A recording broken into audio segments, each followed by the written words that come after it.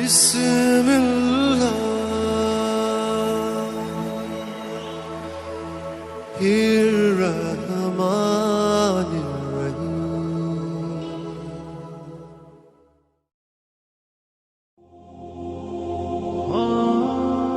السلام علیکم میرے محترم عزیز دوستو۔ ابو نصر السیات نامی ایک شخص اپنے بیوی اور ایک بچے کے ساتھ غربت و افلاس کی زندگی بسر کر رہا تھا۔ ایک دن وہ اپنے بیوی اور بچے کو بھوک سے نڈھال اور روتا بلکتا گھر میں چھوڑ کر خود غموں سے چور کہیں جا رہا تھا۔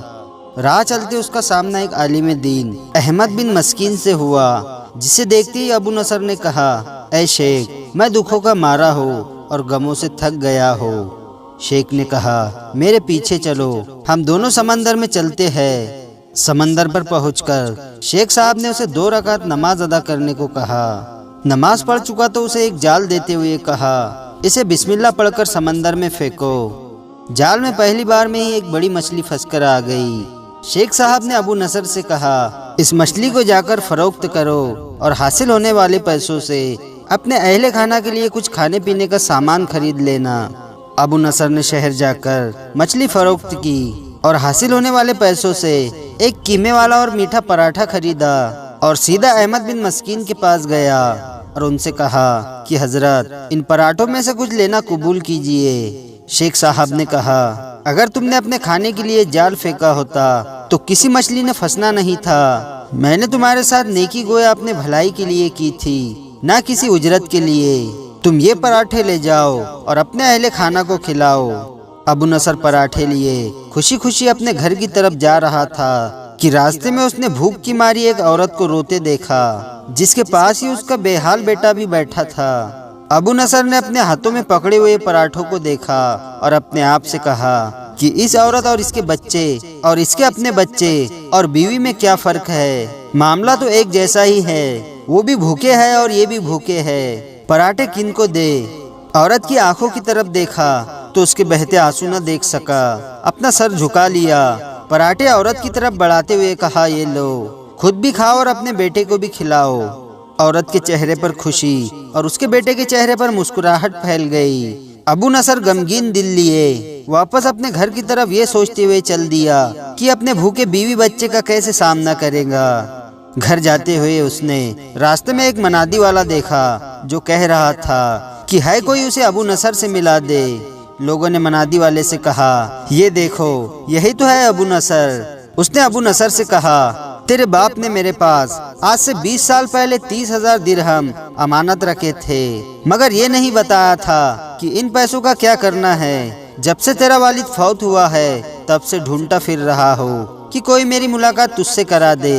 آج میں نے تمہیں پا ہی لیا اور یہ لو 30,000 درہم، یہ تیرے باپ کا مال ہے۔ ابو نصر کہتا ہے، میں بیٹھے بٹھائے امیر ہو گیا، میرے کئی گھر بنے اور میری تجارت پھیلتی چلی گئی۔ میں نے کبھی بھی اللہ کے نام پر دینے میں کنجوسی نہیں کی۔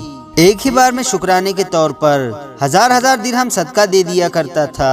مجھے اپنے آپ پر رشک آتا تھا کہ کیسے فرقت دلی سے صدقہ خیرات کرنے والا بن گیا۔ ایک بار میں نے دیکھا کہ حساب کتاب کا دن آن پہنچا ہے اور میدان میں ترازو نصب کر دیا گیا ہے۔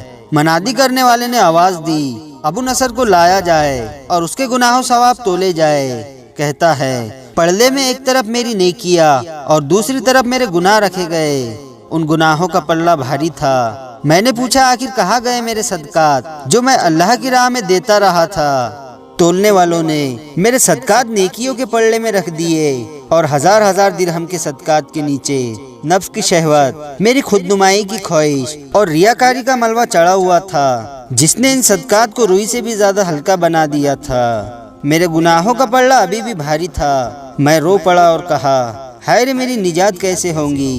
منادی والے نے میری بات کو سنا تو پھر پوچھا، ہائے، کوئی اس کا عمل باقی تو لے آؤ۔ میں نے سنا ایک فرشتہ کہہ رہا تھا، ہاں، اس کے دیے ہوئے 2 پراٹھے ہیں جو ابھی تک میدان میں نہیں رکھے گئے۔ وہ 2 پراٹھے ترازو میں رکھے گئے تو نیکیوں کا پلڑا ضرور اٹھا، مگر ابھی تک نہ تو برابر تھا اور نہ ہی زیادہ۔ منادی کرنے والے نے پوچھا، ہے کوئی اس کا کچھ اور عمل؟ فرشتے نے جواب دیا، ہاں، اس کے لیے ابھی کچھ باقی ہے۔ منادی نے پوچھا، وہ کیا؟ کہا، اس عورت کے 2 آنسو जिसे इसने 2 पराठे दिए थे। औरत के आंसू नेकियों के पल्ले में डाले गए, जिनके पहाड़ जैसे वजन ने तराजू के नेकी वाले पल्ले को गुनाहों के पल्ले के बराबर लाकर खड़ा कर दिया।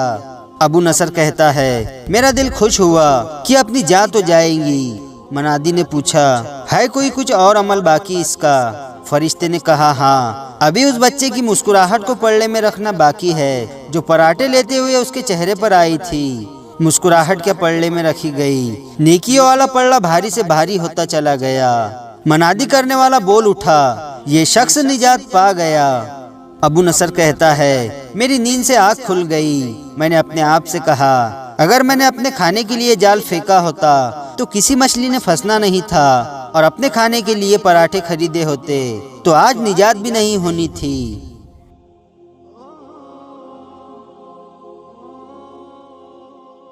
वीडियो पसंद आया हो तो लाइक और शेयर ज़रूर करें, और आपने अभी तक हमारे चैनल को सब्सक्राइब नहीं किया है तो उसे भी सब्सक्राइब ज़रूर कर दे, और साथ में बेल आइकन दबा दे, ताकि हर आने वाली नई वीडियो की नोटिफिकेशन आप तक पहुंचती रहे।